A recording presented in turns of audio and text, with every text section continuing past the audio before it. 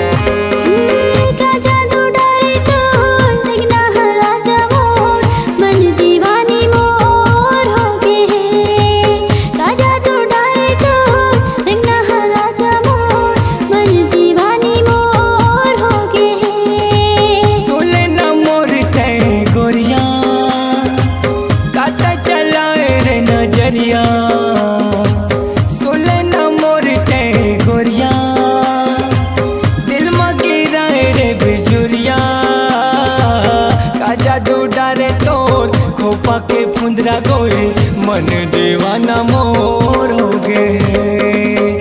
का जादू डारे तोर खोपा के फुंदरा गोए मन दीवाना मोर हो गए।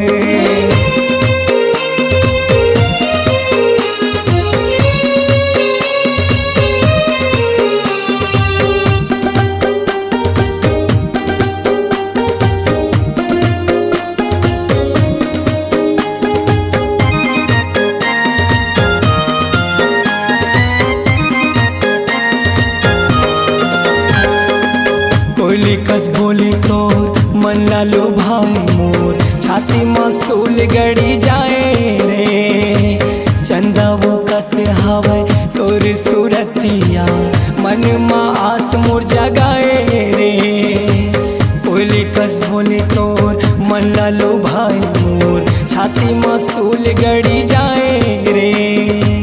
चंदा वो कस हवे तोर सूरतिया मन मा आस मोर जगाए रे। मिर्गी ने कस तो राखी लुगरा पहिरे रे सुआ पाखी। मिर्गी ने कस तो राखी लुगरा पहिरे रे सुआ पाखी। माया के बदरिया तय बरसाए वो तन मन मोर हरियाए रे। माया के बदरिया तय बरसाए वो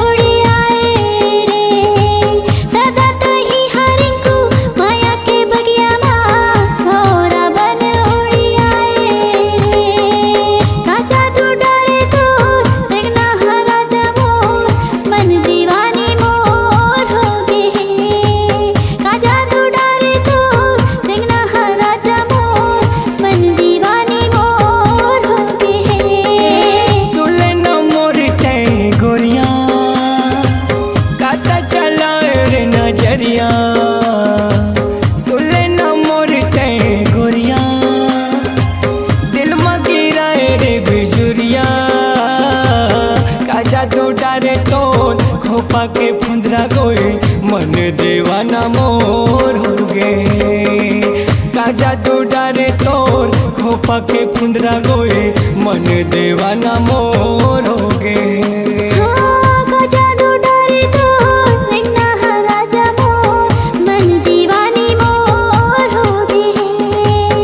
जादू डारे तोर खोपा के फुंदरा गोए मन दीवाना मोर हो गए का जादू डारे तोर रंगना राजा मोर मन दीवानी मोर हो गए का जादू डारे तोर खोपा के फुंदरा गोए मन दीवाना मोर हो गए।